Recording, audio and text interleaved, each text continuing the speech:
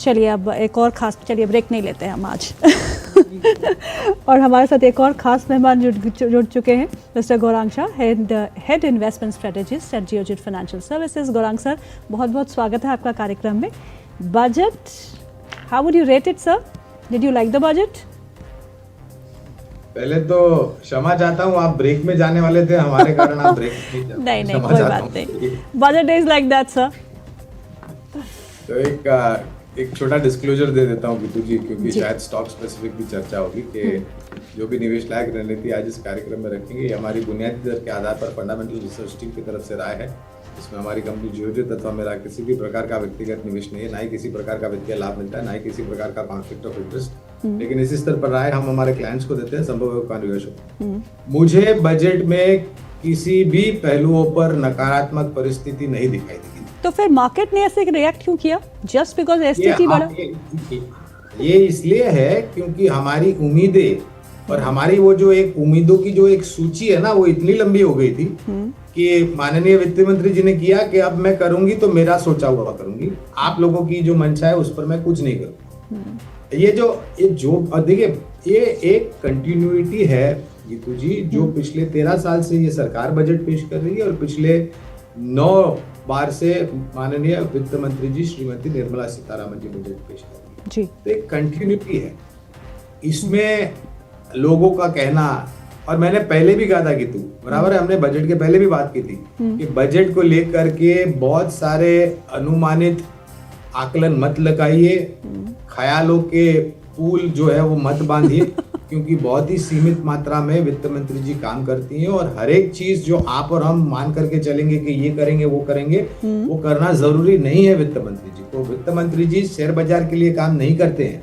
वित्त मंत्री जी देश के लिए काम करते हैं, विकसित देश के लिए काम करते हैं, देश में स्थापित लोगों के लिए काम करते हैं, रोजगार बढ़ाने का अवसर ढूंढते हैं, वगैरह वगैरह। तो ये जो भी हुआ आज, और 0.02 से बढ़ा करके एसटीटी 0.05 कर दिया है एफएनओ फ्यूचर्स और ऑप्शन सेगमेंट के लिए, वो भी सिर्फ शेयर बाजार के लिए। इक्विटी को ये लागू नहीं होता, ऐसा मेरे को मुझे समझ में आया है, शायद मैं सही हूँ या गलत मुझे नहीं पता। बिल्कुल सही। तो ये निराशा मिली है। और एक बात है, 2200 पॉइंट से ज्यादा की गिरावट थी गीतू एक समय पर, 700 पॉइंट के आसपास की गिरावट थी निफ्टी पर, 2200 पॉइंट के ज्यादा गिरावट सेंसेक्स पर, वहां से रिकवरी आई है।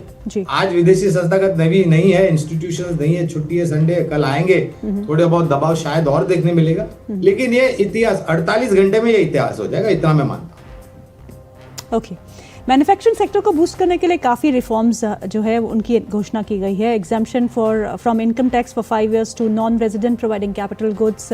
उसके बाद अगर आप डेटा सेंटर्स को लेकर देखें तो वहाँ पे भी काफ़ी अनाउंसमेंट्स की गई हैं। रेयर अर्थ को लेकर भी काफ़ी अनाउंसमेंट्स की गई है। बिल्कुल सही कहा आपने कि अपनी ग्रोथ को मेंटेन करने के लिए और यहाँ से और अच्छा करने के लिए जो सरकार ने कदम उठाए हैं वो बिल्कुल स्पष्ट रूप से साफ तौर पर दिख रहे हैं।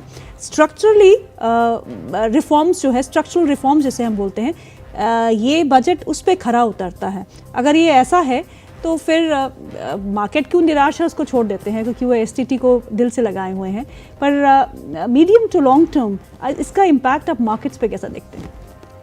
देखिए, ये सब जो है ना, वो कहीं ना कहीं जो बेरोजगारी है वो कम करने के लिए, रोजगार बढ़ाने के लिए, आत्मनिर्भरता बढ़ाने के लिए, मेरे ख्याल से रक्षा क्षेत्र पर भी जो आवंटन किया है बजट में वो भी काफी सकारात्मक। रेलवे क्षेत्र में बहुत बड़ी घोषणा की गई, रेयर अर्थ मिनरल्स पर जो हमारी निर्भरता थी विदेशी मुल्कों पर, वो कम करने का प्रयास कर रहा है।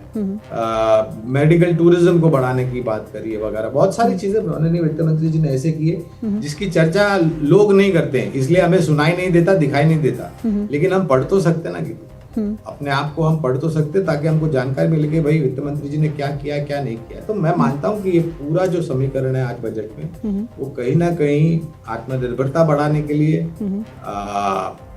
विकसित भारत के लिए, बेरोजगार जो है बढ़ती हुई उसको कम करने के लिए, रोजगार बढ़ावा देने के लिए, और थोड़ा बहुत ये भी प्रयास किया गया कि जो नीतियां नकारात्मक थी उसको दूर करके स्पष्टीकरण और पारदर्शिता लेके आए।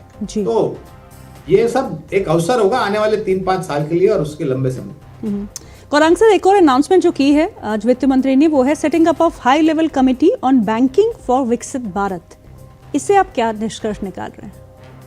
ये जो विरासत मिली थी ना गीतू पहले सरकार की, जो मात्रा में ग्रॉस और नेट एनपीए थे, और सरकारी बैंकों को तो एटीएम मशीन के रूप में कुछ पहले की सरकार के लोग, मंत्री और कुछ ब्यूरोक्रेट्स और कुछ एंटरप्रेन्योर्स मान करके चल रहे थे। स्लिपेजेस जो है, लूपहोल्स जो है, उसको प्लग करने का प्रयास है। और मैं देखिए, हमने एक समय पर 28 से ज्यादा सरकारी बैंकें लिस्टेड थी, आज उसकी संख्या कम हुई है। आने वाले भविष्य में आज जो घोषणा हुई है उसको लेकर के मुझे लग रहा है कि एक और छोटा सा कंसोलिडेशन सरकारी बैंक में आएगा। और आखिरकार मैं तो ये चाहूंगा कि केवल 3 या 4 बड़ी सरकारी बैंक्स हो लिस्टेड एंटिटीज में, जिससे मेरे ख्याल से एक रिस्पॉन्सिबिलिटी बढ़ जाएगी towards the shareholders, towards the employees and towards good governance. Okay corporate bonds को लेके कुछ घोषणाएं हुई है। Incentive of 100 crore for single issuance of municipal bonds of more than 1000 crore, और साथ में ही introduction of market making framework and total return swaps on corporate bonds. तो ये तो कंपनीज के लिए फायदा ही होगा। फायदा होगा, लेकिन दिक्कत ये गीतू के बॉन्ड्स को लेकर के जो जागरूकता है या फिर जो ज्ञान लोगों के पास फिलहाल है वो बहुत निचले स्तर पर है या नहीं के बराबर है। तो पहले तो और मैं ये मानता हूँ कि ये एक इनिशिएटिव है, आगे जा करके जागरूकता बढ़ाएंगे तब तो जा करके काम होगा ना, तब तो लोग आकर के इंटरेस्ट लेंगे। क्योंकि आज के तारीख में जब इक्विटी से ही, शेयर बाजार से ही लोग वो वाकिफ नहीं है, वो नहीं जानते, तो बॉन्ड तो मतलब एक अलग ही प्राणी है।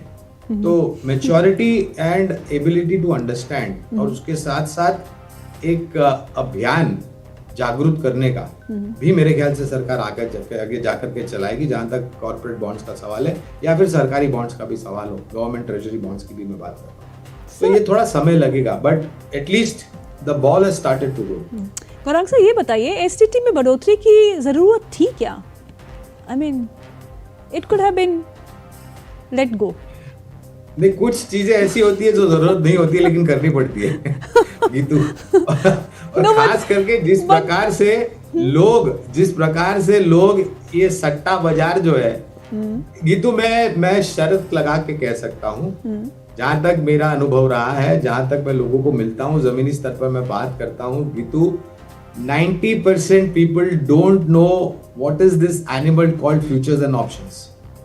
True. और ये जो ये आजकल नहीं, काफी लंबे समय से ये जो अनौपचारिक स्तर पर महाविश्वविद्यालय जो YouTube और WhatsApp और पता नहीं क्या क्या सोशल मीडिया के माध्यम के द्वारा जो लोग प्रचार करते हैं, और जिस तरीके से लोग उन पर विश्वास करके अपनी जिंदगी, खाना खराब होता है, नींद खराब होती है, और पूंजी की नुकसानी अलग से होती है। तो ये, और देखिए ये मैंने टिप्पणी पहले क्या करी थी, 0.02 से बढ़ा करके 0.05 करा है। जो सट्टा खेलने का आदी है, जिसको उसकी लत लग गई है, वो आप चाहे इतना बढ़ाइए, इससे ज्यादा बढ़ाइए।